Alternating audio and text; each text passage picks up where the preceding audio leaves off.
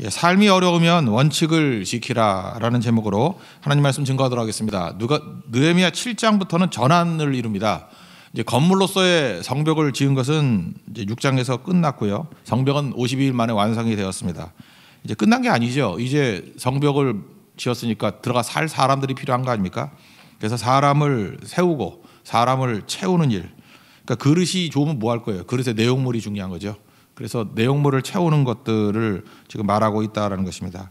그래서 우리 교회에서 하는 모든 일들은 토목공사가 아닙니다. 이 토목공사를 하는 것 같이 보이지만 실제로는 사람을 세우고 신앙을 세우는 일들이 꼭 필요하다라는 것입니다. 그래서 절대 방심하면 안 되고 이게 다 이루었다라고 하면서 자만에 빠지면 안 된다는 것입니다. 오늘 세 가지 말씀드리고 싶은데 첫째는 제목이에요. 삶이 어렵지요. 이렇게 어려움이 있을 때마다 우리가 해야 될 일이 뭐냐? 원칙 지켜야 돼요. 삶이 어렵다 그러면 원칙이 뭔가? 원칙으로 돌아가야 되고, 그 다음에 삶이 이렇게 복잡해지지 않습니까? 이게 뭐부터 해야 되지? 뭐 정신이 없는 거예요. 한 번도 경험하지 못한 이상 뭐 그러잖아요, 그죠? 한 번도 경험하지 못한 일, 이런 거 한 번도 경험하지 못한 일 아니에요? 막 이런 일이 벌어졌을 때는 우선순위를 지켜야 되고, 복잡해질 때는 우선순위를 지키라. 오늘 전반부 얘기고요.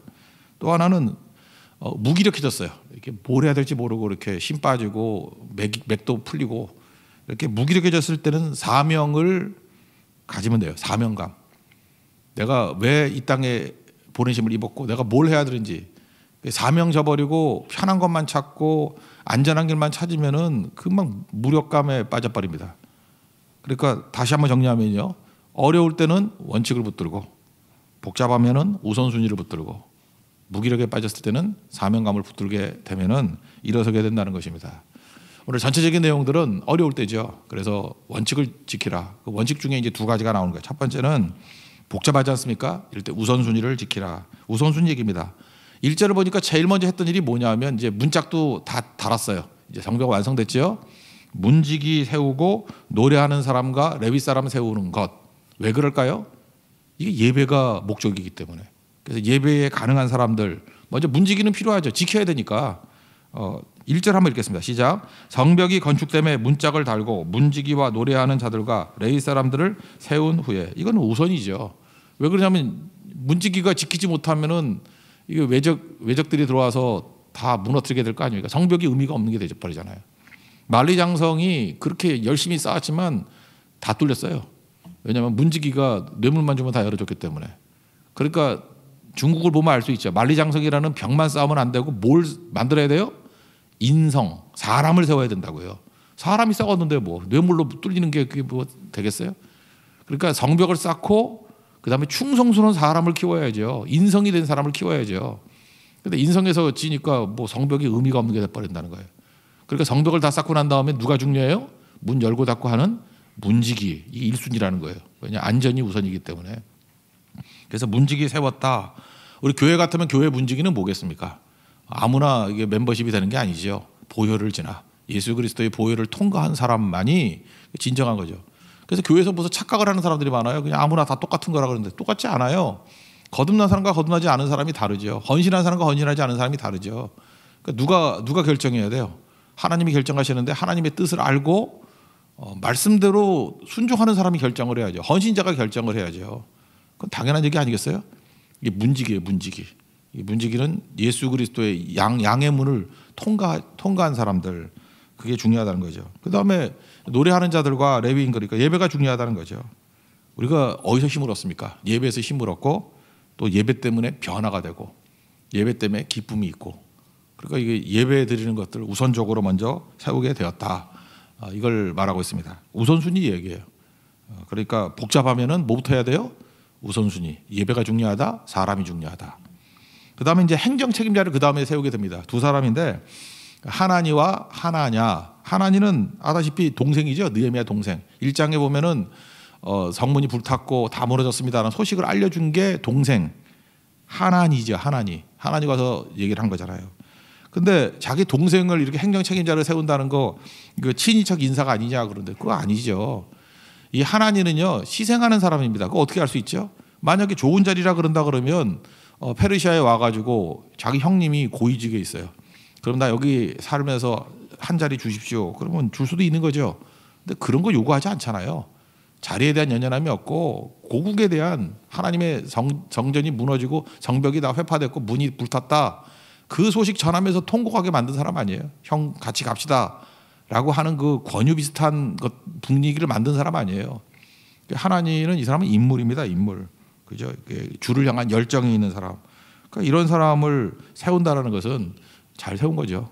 그래서 하나니 동생을 행정 책임자로 세우고 또 하나냐인데 이 사람은 이제 딴데 이제 내용을 보면은 그 영문의 공무원이에요. 아주 낮은 지위의 공무원이었는데 전체 행정 책임자로 세우게 되었습니다. 이유가 뭘까요? 탁월한 행정력이기 때문에. 근데 성경은 이렇게 묘사하고 있어요. 그에게 충성심이 있었다.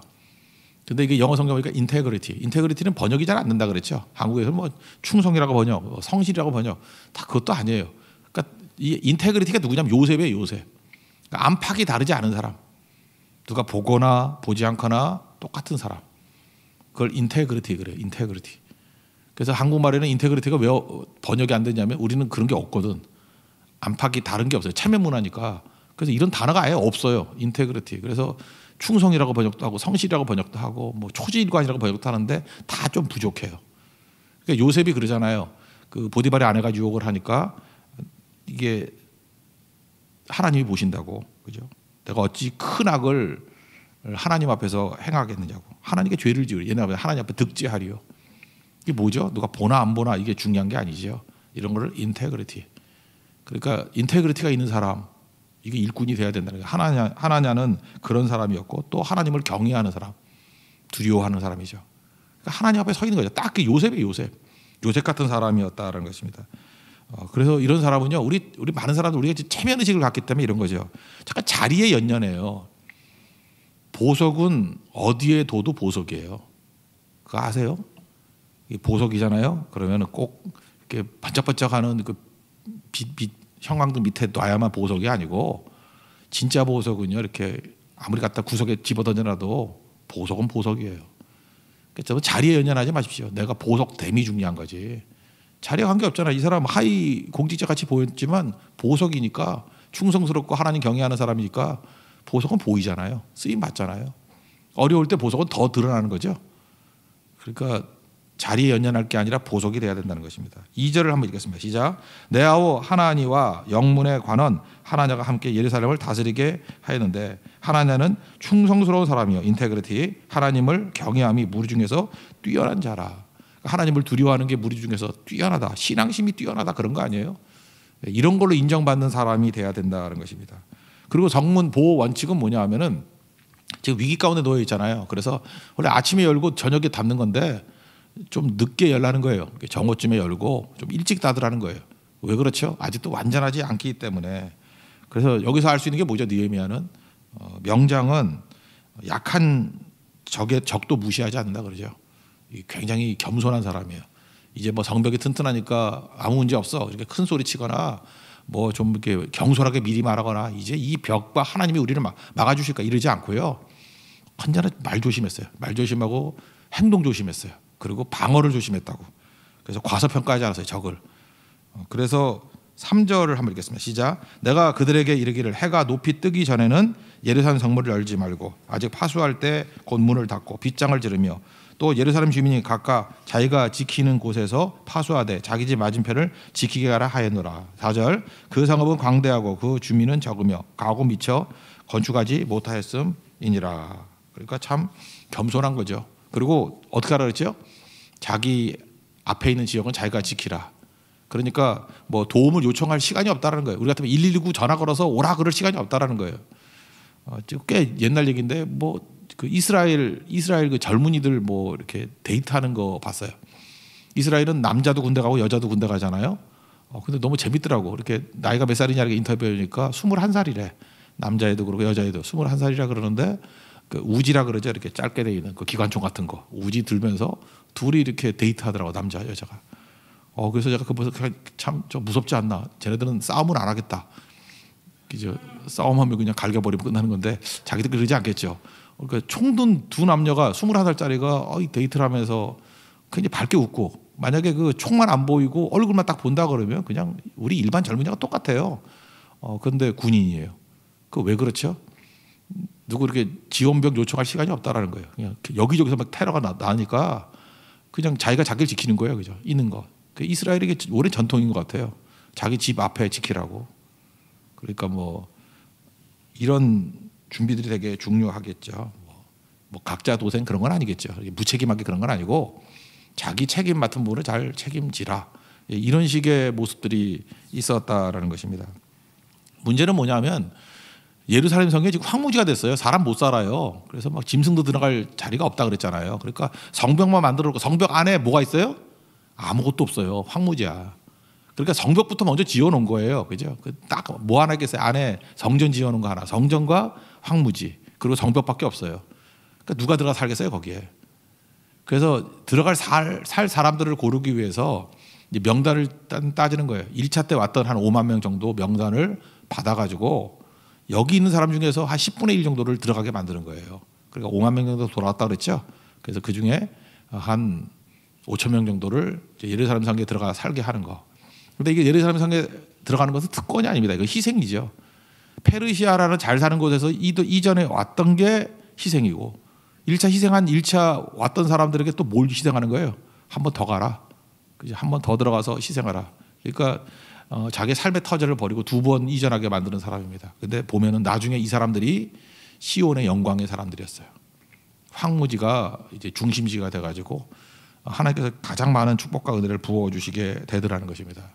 하나님 앞에 이게 중요한 거죠. 근데 이런 모든 것들을 성벽 만드는 것도 이건 뭐 토목공사니까 페르시아에서 배운 거 하면 되겠지만 이렇게 1차 명단을 봐야겠다. 먼저 100년, 이게 100년 전 사람들이거든요. 100년 전에 정착했던 사람 중에서 10분의 1 정도를 예루살렘 성에 이렇게 이주시켜야겠다. 그러니까 아파트 다 건축하고 난 다음 분양이 안 되면 안 되잖아요. 그러니까 분양시키는 거 분양. 여기 들어가서 살아라. 그것도 집도 안 주고 짓고 살아라. 그렇게 하는 사람들을 짜게 만드는 아이디어. 이거 기도하면서 얻은 거예요. 그러니까 처음부터 끝까지 우리가 느헤미야를 보면서 느끼는 건 뭐냐면 이 사람은 기도의 사람이에요. 기도의 사람. 그래서 기도가 체질화되어 있는 사람이에요. 그래서 기도하는 가운데 이걸 깨달았다고 하죠. 5절 한번 읽겠습니다. 시작. 내 하나님이 내 마음을 감동하사 귀족들과 민장들과 백성을 모아 그 계보대로 등록하게 하심으로 내가 처음으로 돌아온 자의 계보를 얻었는데 거기에 기록된 것을 보면 그래서 1차 귀한 자들의 목록 한 100년쯤 전이거든요. 그들의 목록을 받아가지고 등록하게 만들었다. 왜? 파악이 돼야 나중에 이렇게 이전도 가능하고 이주도 가능한 일들이 벌어지잖아요. 이걸 어떻게 알게 됐다고요? 내 하나님이 내 마음에 감동하사. 기도하는 가운데 하나님께서 감동을 주셨다는 거예요. 이런 글을 한번 읽어봤습니다. 각 좋은 회사들 있지 않습니까? CEO들. 미국 통계인데 CEO들이 있잖아요. CEO들이 있으면은 CEO들이 내리는 결정들의 95% 정도는 고등학생들도 내릴 수 있는 결정이래요. 뭐 이렇게 어려운 결정 아니래요. 뻔한 거. 그 시퀀스대로 그냥 쭉 하면 되는 거래요. 그냥 어렵지 않대요.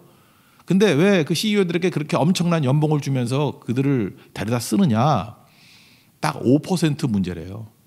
5% 해결 안 되는 문제 그 CEO가 있어야만 풀린다는 거예요. 그가 있어야만 돌파구를 마련한대. 이게 breakthrough. 돌파구를 찾아내는 게 그 사람들이래요. 그게 되게 중요한 거죠.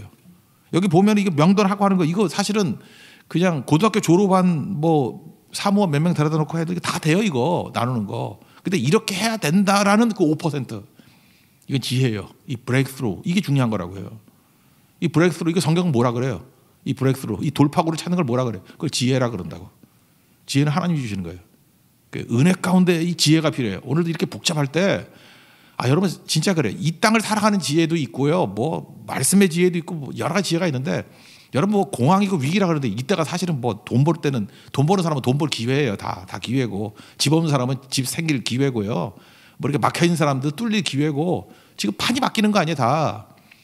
그러니까 이때 브레이크스루 이게 필요한 거라고요. 이게 전한 게 아니에요 지금. 뭐 백지상 때 한 번도 경험하지 않은 걸 하는 거 아니에요 느헤미야가. 그러니까 그런 기도의 사람이었어요. 그래서 뭘 얻었어요? 지혜를 얻었다고. 브레이크스루 돌파구를 찾는 거. 여보세요. 감동으로 하잖아요. 감동으로. 하나님이 주시는 감동으로 이 응답을 하는 거 아니에요. 인도하심을 받고 하는 거 아니에요. 저는 오늘 우리 성도들이 이런 하나님 주신 지혜, 이런 브레이크스루 이거 구하는 종 되기를 원합니다. 여러분 여기서 나는 지혜가 넘쳐나 그런 사람 있어요? 지혜는 넘쳐나는지 모르지만 무지 교만한 사람이야. 그죠? 그런 사람이 어디 있어요? 우린 부족해요. 제일 부족한 게 뭔지 알아요? 지혜가 부족해. 지혜가. 지혜 주십시오. 야고보서 1장 5절에 보면은 누구든지 지혜가 부족하거든, 우리잖아요. 우리 지혜가 없잖아요. 브레이크스루, 돌파구 못 찾잖아요. 지혜가 부족하거든 모든 사람에게 후히 주시고 꾸짖지 아니하시는. 후히 주시면서도 너 왜 자꾸만 와서 자꾸만 지혜 달라 그래, 그지냐 임마, 그러면서 꾸짖고 그러지 않아요. 그냥 매일 가서 또 지혜 주세요, 지혜 주세요, 지혜 주세요. 그러면 후히 주시면서 갈 때마다 꾸짖지 아니하고 계속 주신다는, 계속. 하나님께 구하라 그리하면 주시리라. 여러분 믿습니까? 이 지혜가 필요해요. 지혜. 느헤미야 같은 지혜가 필요해요. 이런 격변기, 이런 뭐 혼동된 상황에서는 하나님 이 돌파구를 주십시오. 이 삶의, 내 인생의 돌파구를 주십시오. 내 인생의 브레이크스루를 주십시오. 그 느헤미야 같은 이런 기도의 응답, 그래서 지혜를 얻는, 그게 본인에게도 유익이 되고 공동체에도 유익이 되고, 그런 사람을 지도자라 그러잖아요. 그게 꼭 필요하다는 것입니다. 그 지혜가 임하는 우리 하나님의 종 되기를 바랍니다. 그래서 그들이 한 일이 뭐냐면 사람들을 돌보는 거예요. 사람들을 보면서 그들의 명단 파악하면서 이제 그들을 어떻게 배분할 것인가라고 하는 얘기들이 이제 두 번째 나옵니다. 그래서 두 번째 내용은 뭐예요? 삶이 무기력해질 때 이 사람들에게 사명감을 주는 거예요. 너희들이 무슨 일을 해라, 이렇게 부르는 거죠. 명단 가지고. 그래서 사명감이 중요한 이유가 뭐냐? 생기가 돌기 때문에 그래요. 여러분 인생 가운데 뭐 한번 이렇게 생각해봐요. 어떤 결정적인 순간이 있을 때 편한 길 한 두 번만 찾아봐요. 딱 있는데 사명보다는 편한 길 한번 선택하고 또 한 번 편한 길. 그리고 여러분 인생이 무기력해져요. 한 번 죄인지 알아. 근데 한 번 타협하는 거. 한 번 타협, 두 번 타협. 그럼 삶이 무기력해져요. 그러니까 두 번 정도면 그냥 가는 거예요, 그냥. 그죠? 한 번 사람 의식이에요. 사람 의식에서 이런 사람 의식, 두 번 사람 의식. 그 사울같이 되는 거예요. 반대로 정말 어렵고 힘들다 할지라도 하나님 말씀 붙들고 순종하고, 그죠? 하나님 약속 붙들고 희생하고, 그러면 싱싱해져요, 사람이. 지금 여기 있는 사람들에게, 지금 무기력에 빠진 사람들에게, 지금 무기력 빠진 지 100년 되니까 이 사람들에게 성벽 지었다고 이제 나가 떨어질 거 아니에요. 이제 다 이뤘다 하고 다시금 사명을 주는 거예요. 그게 바로 무엇입니까? 그 무기력에서 벗어나는 길이라는 거예요. 여기 지금 42,000명 정도라 그러는데 실제로 보면 종까지 5만 명 정도인데요. 중추 세력에서 1차 귀환자들 10분의 1을 예루살렘 성에 들어가서 살게 만드는 거. 7절에 보면 12명의 지도자 나옵니다. 지도자니까 한번 읽어봐 줘야지 또 예의 아니겠어요? 7절 한번 읽겠습니다. 시작. 수르바벨과 예수아와 느헤미야와 아샤라와 라야마와 나하마니와 모르드게와 빌산과 미스베렉과 비그웨와 느훔과 바하나와 함께 나온 이스라엘 백성의 명수가 이러하니라. 12명 지도자. 지난번 얘기했죠. 여기 12명인데 에스라서에서 11명이었다고. 그래서 누가 한 명이 빨리 죽었는가 봐. 그래서 하나 더 넣으라 그랬더니 이 장면이에요. 감사합니다. 여러분들에게 기억을 못해서 제가 날마다 설교할 게 흥이 납니다. 그죠? 예. 12명 지도자였다고. 의도적으로 그랬겠죠. 그 다음에 이제 분석을 쭉 해보면은 8절부터 24절까지는 가문 따라 온 거예요. 가문을 따라서 분석을 한 거예요. 8절 보니까 바로스 자손이 2172명이요. 24절 보니까 하람 자손이 112명이요. 이렇게 나오죠. 쭉 보면은 제가 친절하게 대여 갖고 왔어요. 17가문이 나와요. 17가문의 숫자는 16,722명. 정직하게 말해서 저도 뭐 보고 한 거예요. 예, 세지는 않았어요. 예, 이게 누가 세놨더라고. 검증을 했냐? 솔직히 말해서 안 했어요. 그러니까 그냥 저도 믿고 여러분도 믿어야지. 예, 17가문 16,722명. 여기서 알 수 있는 게 뭐죠? 좋은 가문 만들라예요. 집안 전체가 다 헌신할 수 있는 가문. 여기 17가문 이런 가문 돼야 되겠죠. 이건 가문, 자기 가족 전체가 너무 헌신했기 때문에 가문으로 따져도 될 정도로 헌신하는 가문이에요. 그러니까 이건 좋은 거죠. 이거는 진짜 금수저지. 이게 영적 금수저. 이런 집안이 있었다. 그다음에 25절부터 38절까지는요. 이제 가문은 안 좋은데 사는 동네가 좋아. 동네가 다 헌신했어. 동네가. 그죠? 동네가 우리 같으면 진이 좋아. 뭐 팀이 좋아요. 그래서 살던 동네에 따라서 도시별로 또 본적별로 21개 마을 8,684명. 이것도 누가 기록한 거 읽어주는 거예요. 제가 25절 보면 기본 사람이 95명이요. 이렇게 쭉 나오는 거예요. 그래서 25절부터 38절까지 21개 마을 사람들. 그 다음에 39절부터 42절까지는 제사장 가문인데 4가문이에요. 딱 4가문이 왔어요. 근데 이게 참 놀라워요. 4가문밖에 안 되는데 숫자가 무려 4,289명. 그러니까 귀하는 사람의 한 10분의 1이 제사장만 온 거예요. 이거는 한번 또 읽어주는 게 또 예의 아니겠어요? 39절 42절까지 시작. 제사장들은 예수아의 집 여다야 자손이 973명이요 임멜 자손이 1052명이요 바수올 자손이 1247명이요 하림 자손이 1017명이었느니라. 엄청 많이 왔죠. 이유가 뭘까요? 이들은 사실 바벨론 포로로 끌려갔을 때 다 실업자죠. 제사장들은 딴 거 안 했거든. 그러니까 실업자 가문이에요. 그러니까 고국에 돌아오면 이들이 주연이 되는 거예요. 주연이.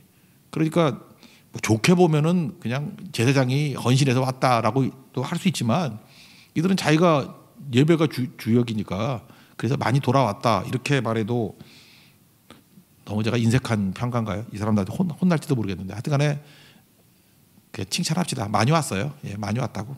예, 그렇지만 많이 올 이유도 있죠. 자기들이 주연이니까.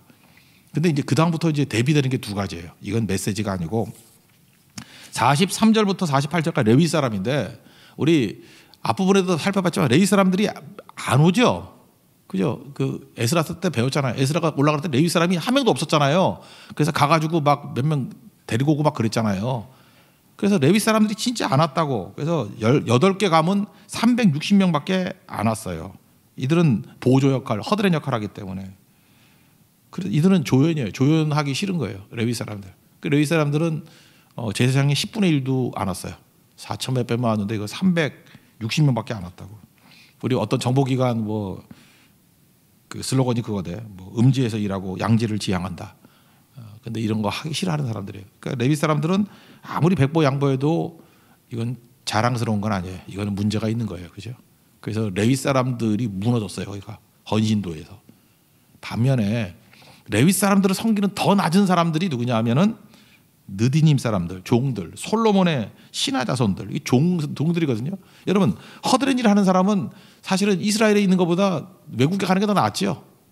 안 그렇습니까? 제가 보니까 그래요. 우리 한국에서도 미국 이민 가가지고 제일 힘든 사람이 한국에서 명문대 나오고 뭐 고위직에 있던 사람들이 제일 힘들어. 가서 할 게 없어. 해먹을 게 하나도 없어. 그죠? 가가지고 창피해가지고 직업이 뭐냐 그러면 말도 안 해. 근데 미국 이민 간 사람 중에 제일 살만한 게 누구냐면 전기 하던 사람들. 전기 뭐 이렇게 다루던 사람들 가면 20만 불, 30만 불 벌어요. 그죠? 여기 서울대학 나온 사람보다 돈 더 벌어. 전기, 물론 전기 감정은 되겠지만 하여튼 전기 이게 되게 힘들고 나는 지금도 그래. 그 헤어 디자이너 미장원 하는 사람들이 왜 한국에 있는지 모르겠어. 미국 가면요 기본이 100불이에요. 그죠? 여기 미장원 아무것도 아니죠. 미국 가면 미장원 엄청나. 우리 신의 손. 아 이거 진짜 가위손. 왜 여기 사는지 모르겠어. 또 하나 의사보다 돈 더 버는 게 뭔지 알아요? 치기공사. 이빨 그 틀 만드는 사람들 있죠. 되게 보니까 그 캐나다나 이런 데 가보면 후원 많이 하는 분들 보면 다 치기공사들이야. 의사보다도 몇 배 더 벌어요. 그러니까 이게 다른 거죠. 그러니까 잘 보세요. 한국에서는 무시당하는 사람들 있잖아요. 이런 사람들. 그런 사람들이 이민 가면 오히려 나아지는 경우가 많아요. 이렇게 역전되는 경우가 되게 많다고. 그런데 이 사람 종들은 사실 이민 가면 더 좋은 거예요. 거기서 대접받고. 근데 이들이 돌아왔다라는 건 이건 엄청 헌신이죠. 전 여기에서 기립박수 치고 싶어요. 이 느디님 사람들과 종들. 이게 46절부터 60절까지. 그래서 이 1차에 돌아왔던 사람들이 이 사람들이 건강했다라는 거예요. 왜? 레위인들 보면은 한심해 보이는데 느디님과 솔로몬의 신하 자손들을 보면은 이들은 진짜 살아있는 공동체였어요. 이게 능력 있는 공동체였다고요. 뭐 아무것도 안 보고 가는 거예요. 안 보고. 가끔마다 이럴 때 보면 그러잖아요. 뭐 여기서 제사장 그러면 주연이에요. 레위인들 그러면 조연이에요. 이 느디님 사람과 그 솔로몬의 신하 자손들 같으면 이 사람들은 엑스트라라고. 근데 엑스트라들이 자발적으로 이렇게 많이 왔어요. 엄청 왔어요. 귀한 거죠. 그래서 우리 뭐 선한 목자와 싹구들 얘기를 하는데 너무 너무한 얘기지 모르지만 간디가 그랬잖아요. 간디가 뭐 나라 망하는 7가지 조건 하면서 뭐 원칙 없는 정치, 뭐 인격 없는 교육, 다 필요 없고 남의 얘기는 7번째가 제일 마음에 왔잖아요. 희생 없는 종교, 희생 없는 거. 가끔마다 이제 그럴 때가 올 거거든요. 막 힘들 때 그때 어떤 목회자가 도망치나 그거 딱 보면 알고 이거 보면 되겠어요. 그냥 우리 교도 사례비 10원도 안 주는 거야. 돈 하나도 안 줘. 몇 명 남을까? 아멘이에요? 예, 그게 진짜죠. 그럴 때 그러니까 안전도 없고 뭐 돈 먹고 살 것도 없고 그런데도 그 자리 지키는 거 그런 상황이 와요. 그때 보면은 누가 진짜인지 가짜인지 뭐 이런 것들 뭐 진짜 가짜 하면 너무 심한 얘기인가? 누가 충성스러운 종인지 아닌지 이게 알게 되는 거죠. 그래서 우리 인생에는 모든 어려움들이 다 시험입니다. 테스트예요. 이걸 통해서 얼마나 우리가 희생할 줄 알고 죽을 줄 아느냐. 그냥 죽겠다고 마음먹으면 뭐 힘들겠어요. 주를 위해 죽는 거. 내가 살아도 주를 위해 살고 주를 위해 죽어도 주를 위해 산다는 거. 그런 거죠. 61절부터 65절까지는 족보를 찾을 수 없는 사람들이에요. 이건 어떤 사람들이죠? 사연이 많은 사람이에요. 사연이 많은 사람. 제가 전시기 때문에 알아요. 고려 때 왕시였대잖아요. 왕시. 근데 왕족 태종 이방원이 다 죽여버렸잖아. 야, 이 왕시들 모여라. 그러고 다 죽여버렸어요. 그리고 도망친 사람들 성 바꾸면 살겠다. 그게 치욕이죠. 성 바꾸면. 그래서 주로 그 남쪽으로 많이 도망쳤어요. 뭐 귀양버린 거죠. 그래서 거제도 가면 생각보다 옥시가 많아요. 옥하는 목사님도 거제 옥시, 거기에 옥시. 옥시들. 거기 가면 옥시들 되게 많아. 왕에다가 점 하나 찍었다고. 옥시. 저는 뿌리가 어디냐면 전라남도 저 담양, 장성 그쪽에. 장성에 옛날 그 장성 군청에 가서 한번 강의를 했었는데 거기 집성촌이래. 엄청 많대 장성에. 담양 전시들. 담양보다 더 많아. 그건 뭐냐면은 이렇게 갓을 씌우든지 뭐 옆에 벽을 치든지. 그래서 온전, 밭전 이런 게 나온 거예요. 옥시. 그렇게 이런 사람들의 특징이 뭐죠? 사연이 많다. 그래서 우리 조상들 보면은 뭐 없어. 뭐 보니까 내가 뭐 조상 중에 뭐 대표적인 사람이 뭐 18세기 이후에 몇 명 나오더라고. 또 하나 내시 중에 누가 하나 있더라고. 뭐 그러니까 별로 없어요. 그게 왜 그러냐면 그 조선 시대 때는 핍박받는 가문이거든요. 죽여버리고 고려 때 왕족이라고. 그러니까 여기 있는 사람들도 사연이 많은 사람이라 그런 거죠. 근데 그들이 돌아왔어요. 이건 저는 그래서 이게 마음에 와닿아요. 과거에 사연이 많은 사람들이 있구나. 그들이 직분주의도 않는데도 불구하고 또 충성하는 부분이 있더라는 것입니다. 하나님 앞에서 우리가 이런 모든 부분들 하나님께서는요 이하 동문이 없어요. 제가 그 찬양 생각나는데 내 이름 아시죠? 이름 다 불러주잖아요. 그래서 이렇게 작은 사람까지 지극히 작은 사람까지 충성한 사람들을 절대 외면하지 않는다는 것입니다. 오늘 에베소 6장 13절 이런 말씀이 있죠. 모든 일을 행한 후에 서기 위함이라. 이거 다 행하고 난 다음에 여러분 마지막까지도 서 있는 종들 되기를 원합니다. 스탠드 펌, 그죠? 강하게 서라. 하나님 앞에 믿음 붙들고 어떤 난관과 어려움이 있다 할지라도 굳건하게 서기를 원합니다. 그러기 위해서는 어려울 때 뭘 붙들어요? 원칙 붙들라. 예배 붙들고 사람이 중요하다 이거 붙들고 사람 세우는 거. 복잡할 때일수록 우선순위 붙들라. 그리고 무기력할 때는 사명 붙들 때 싱싱해질 수 있다. 하나님 앞에서 이런 거룩한 능력을 체험하는 믿음의 종 되기를 축원합니다. 자리에서 일어나겠습니다. 은혜 아니면 나서지 못하리 찬양하겠습니다.